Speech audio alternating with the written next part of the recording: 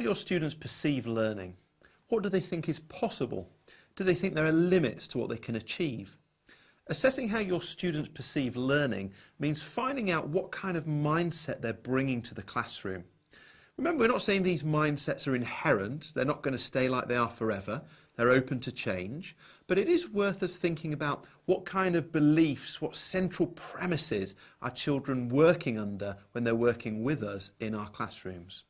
So there are a few different ways you can start to think about this, and through doing so you'll gain a better insight into the kind of thinking which is animating the thoughts underneath the surface when the child is working.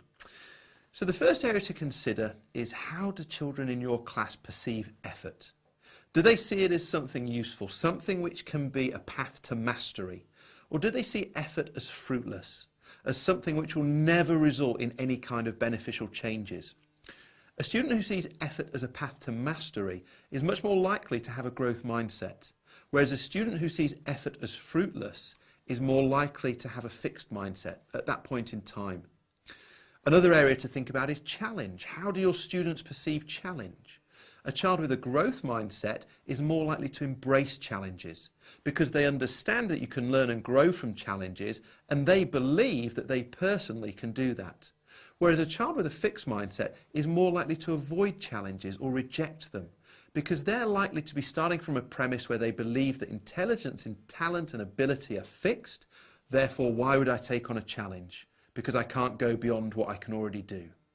And the final area to think about is, how do your students respond when they encounter an obstacle?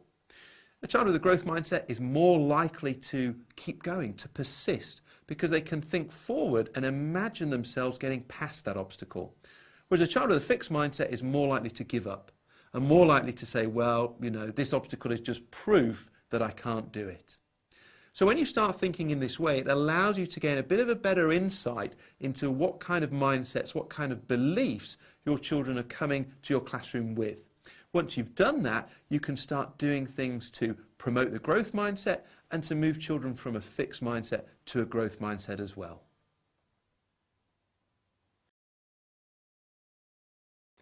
Golden nugget. Assessing how students perceive learning means gaining an understanding of the kind of mindsets that they're bringing to your lesson.